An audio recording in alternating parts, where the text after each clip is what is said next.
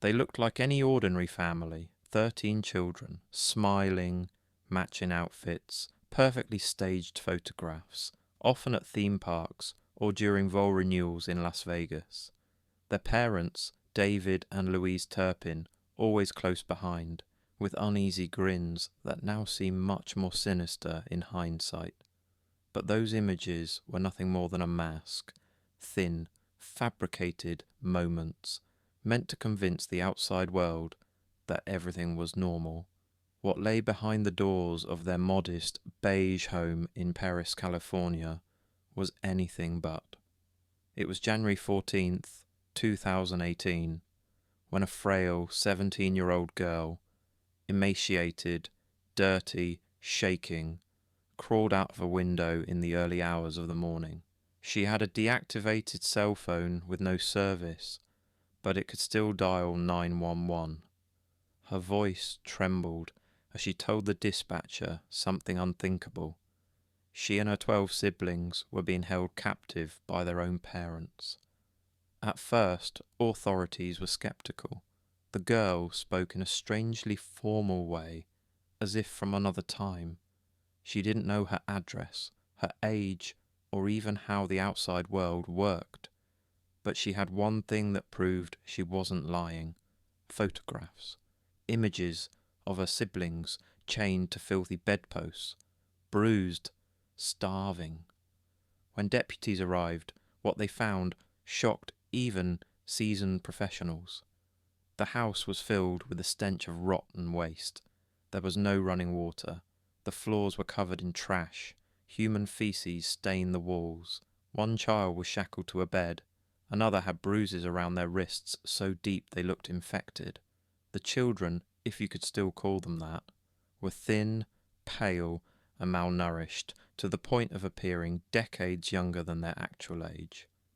The oldest was 29 years old, but looked like a frail teenager. The youngest, just 2 years old, was one of the few not yet broken by the years of imprisonment. Investigators quickly learned the abuse had gone on for decades. The Turpin children weren't allowed to bathe more than once a year. They were fed once a day, and sometimes not even that. While David and Louise gorged themselves on fast food and desserts, the children were forced to watch and starve. They were beaten if they tried to take more food. Some were punished for washing their hands above the wrist, because it meant they were playing with water. The children weren't educated.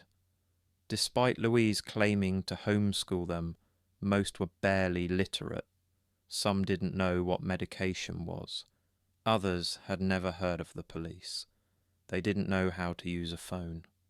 Their development, mental, emotional, and physical, was frozen in time, as though the entire family had existed in a twisted parallel world. And all of this took place in plain sight. Neighbours said the children were quiet, that the family kept to themselves, but no one suspected anything this horrific. The Turpins even renewed their wedding vows multiple times, dressing their children in matching clothes and parading them in front of Elvis impersonators.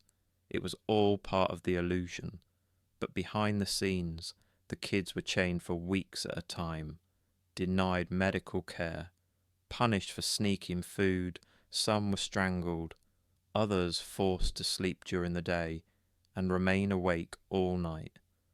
One child said she hadn't seen a dentist in over a decade. Another hadn't seen sunlight in years. And still, somehow, that 17-year-old girl found the strength to escape. She had been secretly watching Justin Bieber music videos, slowly learning that the outside world was different. It took 2 years of planning, but when the moment came, she didn't hesitate. Her bravery ended the nightmare.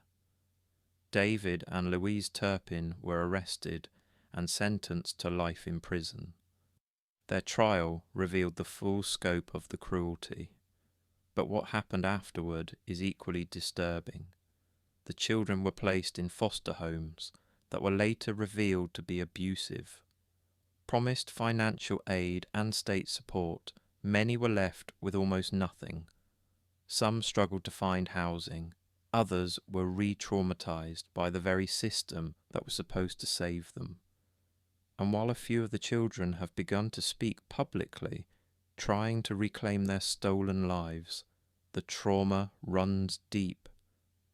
This story isn't just about one monstrous couple.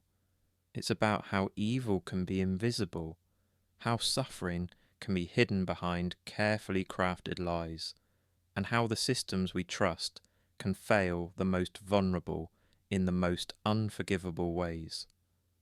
The Turpin family case is a reminder that sometimes horror doesn't live in the woods or in shadows. It lives right next door, disguised in smiles and Facebook posts. And even when the chains are broken, some prisons remain.